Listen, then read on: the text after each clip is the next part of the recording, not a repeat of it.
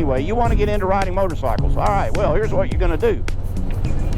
So, first off, you have to understand that motorcycling is far more hazardous and far more dangerous than driving a car, obviously, because I don't have any protection around me here. Nothing.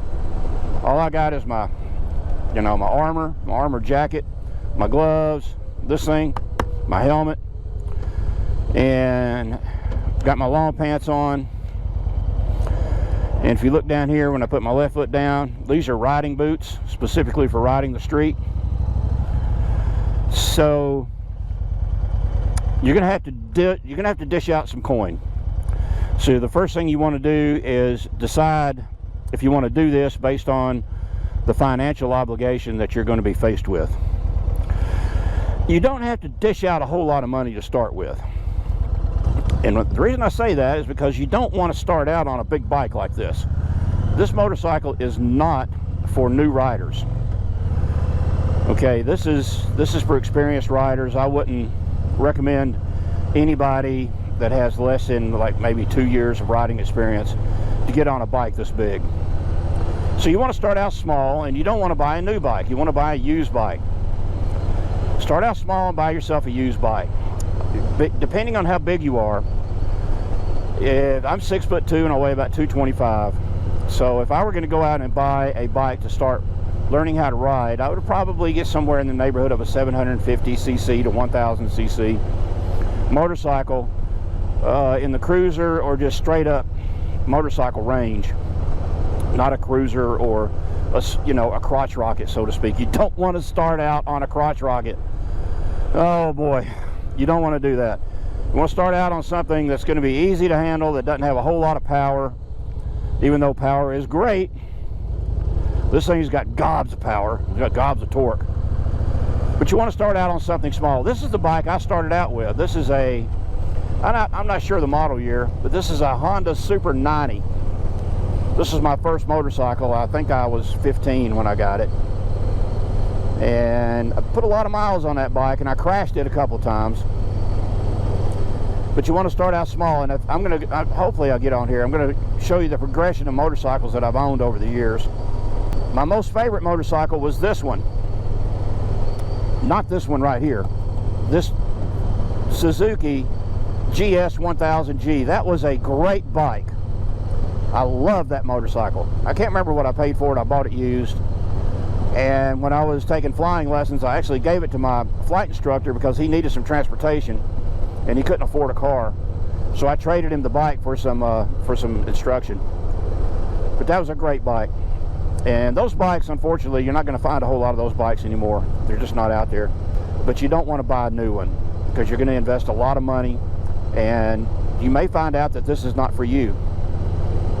And that'd be really sad. That's the first thing. Get your banking set up and understand that it's going to take some coin. Second, you want to take a riding course.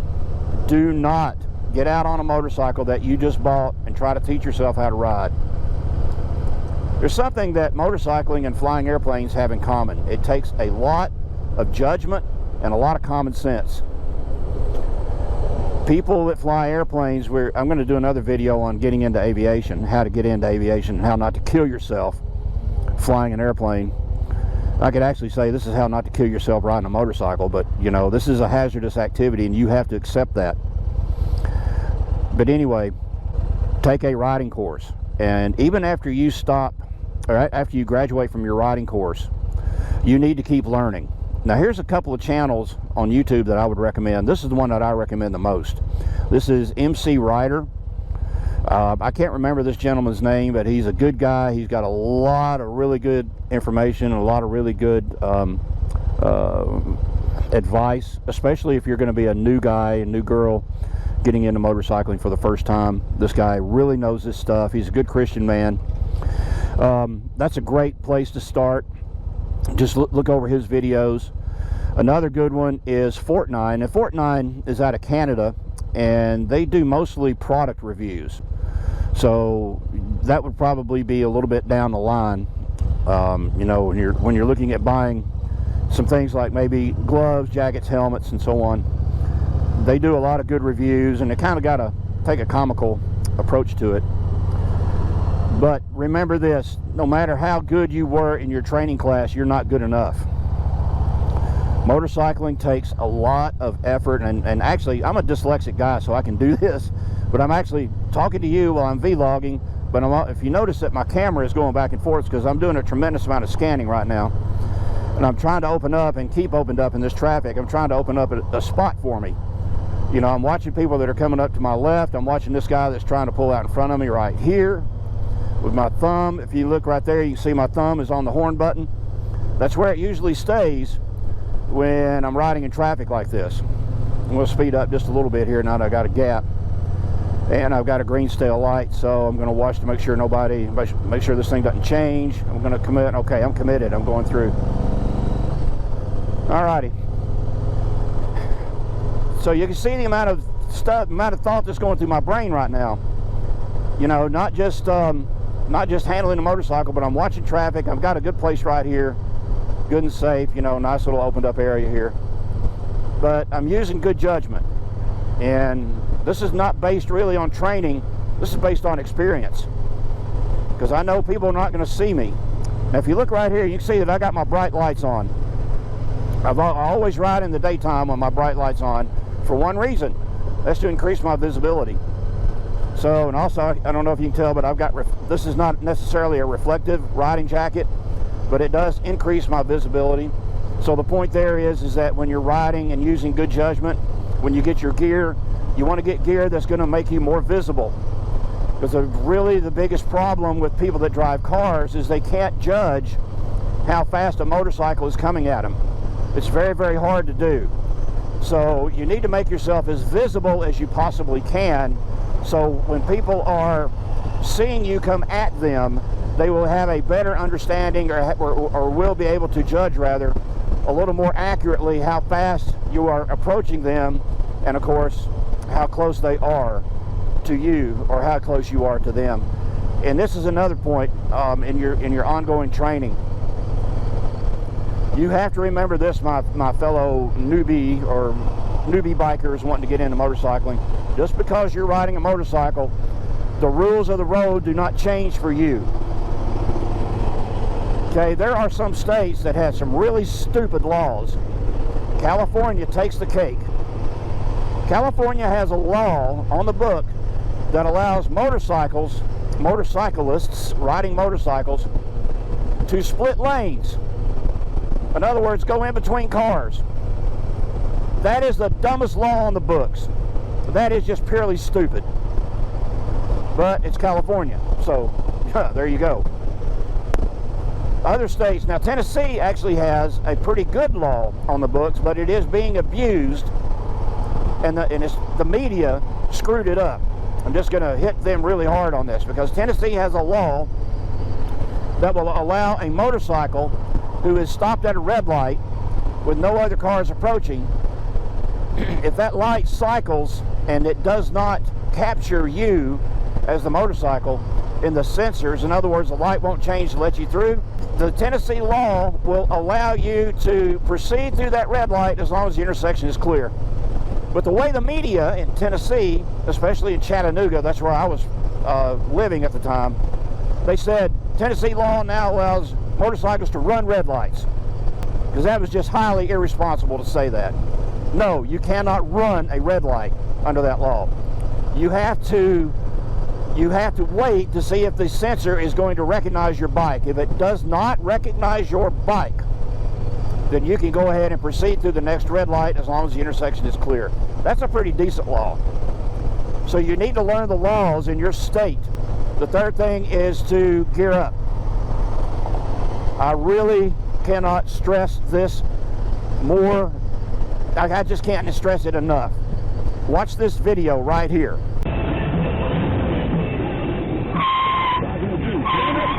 Okay, that was me on my 2005 Royal Star Venture. As you can see, the guy came around the corner and got in my lane. I hit the rear brake, hit my brakes. That bike did not have anti-lock brakes on it. So when I hit the brakes, the rear tire locked up. I lost control of the motorcycle, went off the road, and it was in God's hands after that. Luckily, I got banged up pretty good, but I did not get hurt. No long-term injuries. So I cannot stress enough how dangerous this sport is. But it's even going to be it's going to be impossibly dangerous for you if you act like an idiot on a motorcycle. You're just setting yourself up to have a bad accident, and really you're setting yourself up to die. Now, I managed to survive that crash, and I've crashed my bike several times, and most of them have been minor, and I pray to God every day when I get on my bike, you know, to watch over me and to keep me guided and to keep me using good common sense. But I survived that because I was geared up, and I call it armored up. This jacket that I'm wearing is the same jacket I was wearing in that crash. I've got a new helmet. This helmet right here, oh, sorry. This helmet right here is a brand new helmet that I just bought this year. And because once you crash on a helmet, you know, you just need to throw it away. Okay. Also had these gloves on. I didn't have these boots on. I had a different type of boot on. But all I got was banged up. You know, bruised and bumped and bruised, and I had a few hematomas and a couple of scratches and whatnot, but it was relatively easy to recover from. So armor up, and do not buy a cheap helmet. I just don't understand why people buy these stupid looking cheap helmets. If you got a $10 head, if that's all you care about your head, go ahead and buy a $10 helmet, you know. If that's what you want to do, brother, then go right ahead and get yourself a $10 helmet. But if you cherish your brain, and if you cherish your family, and if you cherish your life and the friends around you, if you cherish what's important to you, then you get a good helmet like this one. This is a modular helmet from HJC. This is called the I believe it's the I-90. It's a mid-range helmet, meets all the government specs, and I absolutely love modular helmets. And this is the one that has the chin that folds up, allows me to breathe a little bit, especially when I'm stopped. But get you a good helmet, get you a good set of riding gloves. Most instructors will tell you not to get this type of glove that has the open fingers.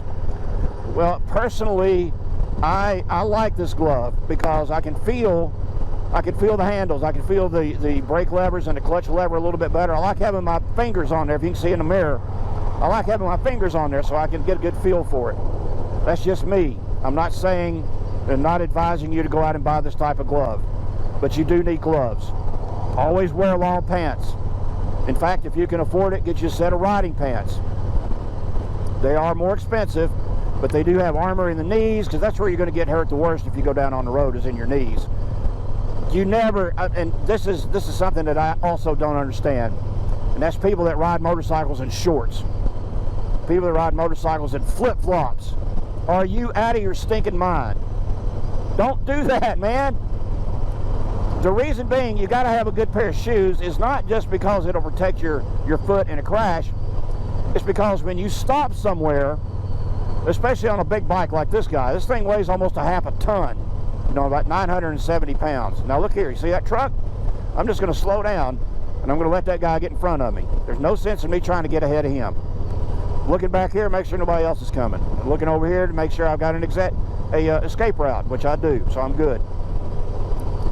When you're riding a motorcycle with tennis shoes on, or with flip-flops on, you're setting yourself up for disaster.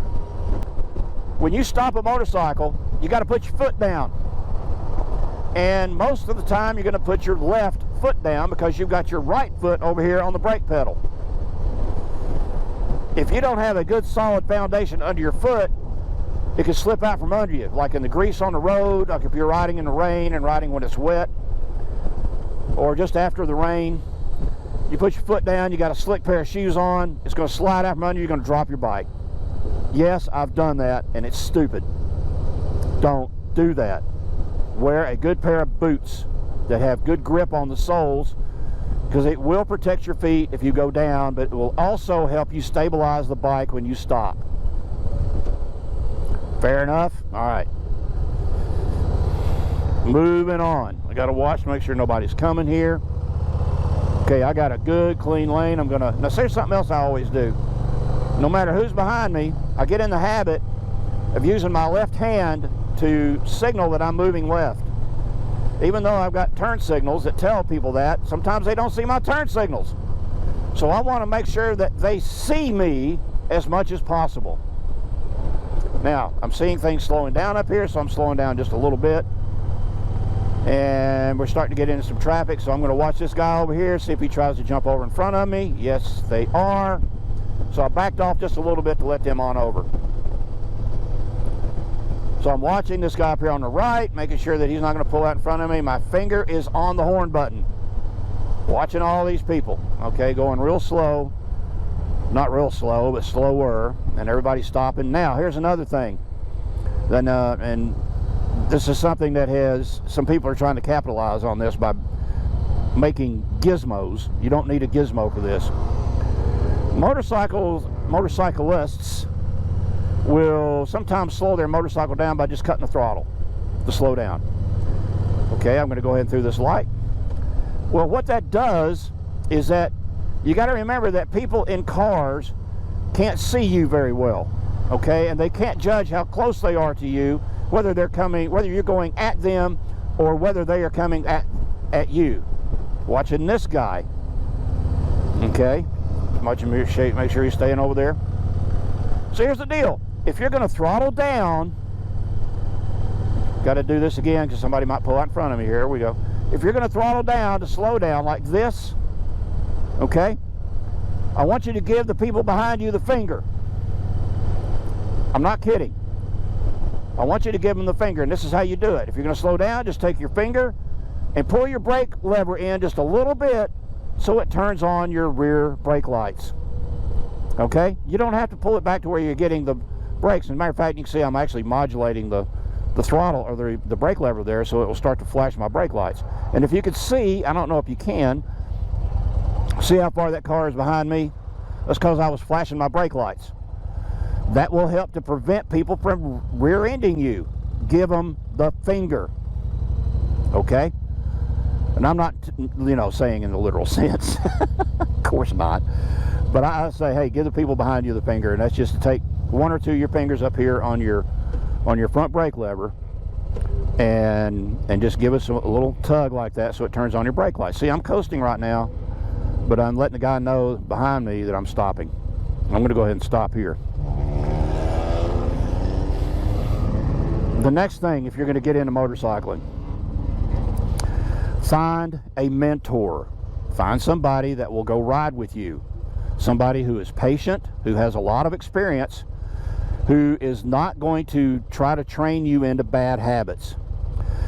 I watched the YouTube videos, on motorcycles, especially a couple of guys that try to analyze motorcycle crashes, and they are spot on when they say that the majority of these crashes are the fault of the rider. They're the fault of the rider. They're just riding stupidly. They're doing stupid stuff on the bike. He is spot on when he says that. So find a mentor who will be patient with you and will ride with you, maybe take you out to a parking lot or something, or on a less traveled road, that's got a lot of room for you to work with. Take you out on a less traveled road and give you some good constructive feedback. And what I mean by constructive feedback is they're not going to patronize you. They're not going to get on your case about this, that, and the other. Okay, here we go. You see me using my left hand? This is letting everybody know I'm coming over. You don't want somebody to ride with you who's going to patronize you. They need to be straight up and honest and give you honest, constructive feedback on how well you're doing. So find a mentor, okay?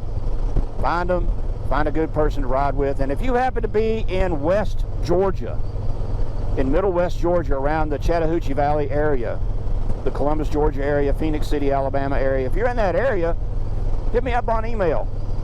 Okay, put a message down there at the bottom and hit me up. Maybe we can get together, and I'll be happy to ride with anybody that wants to get into this activity.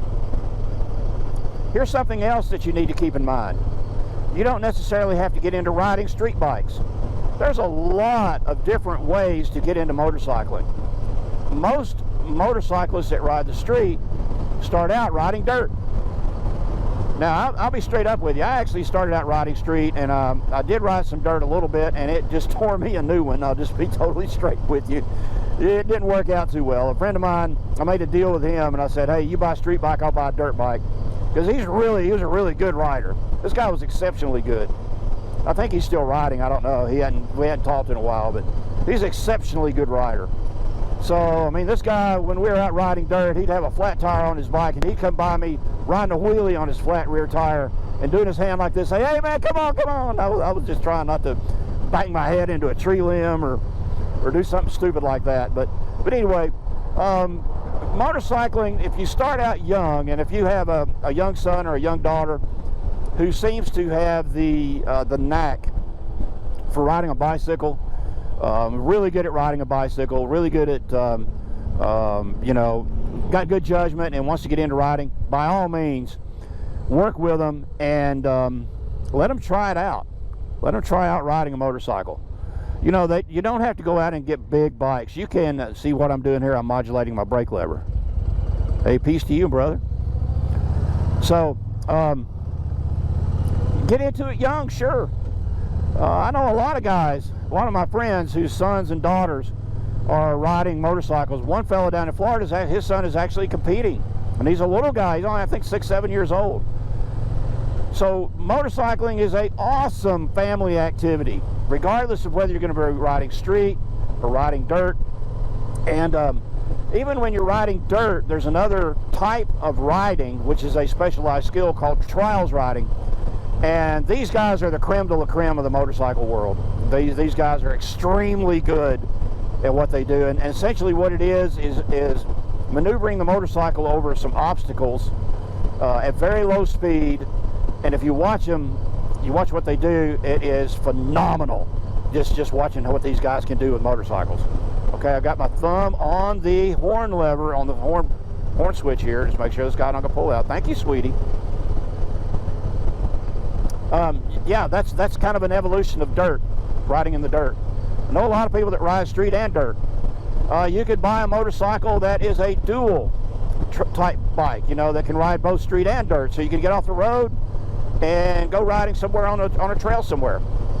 You can do that instead of having to tow a dedicated dirt bike, you know, like a motocross bike or something, to go riding. So I don't know what's banging on my helmet here. I think it's my do-rag. So yeah, you can do that. And you don't have to spend a lot of money. I don't care what anybody says, you don't have to spend a lot of money, but you do have to kind of have a fairly decent budget when you get into riding bikes, guys. That's straight up. So anyway, there you go. I hope you enjoyed this video. If you did, please give it a thumbs up on the like. Please subscribe to my channel. I know I've been doing a lot of Christian-related testimony videos because I'm just getting started, but I'm starting to expand out now into more of my hobbies, because I've got a lot of hobbies. I'm just one of those crazy people that I do a lot of stuff, and I enjoy doing a lot of stuff. It keeps me active, keeps my brain going. Please subscribe if you like that. Give me a thumbs up and a like on this channel. God bless you all. I love you, and I'll see you next time. Take care. Bye. What's up, buddy?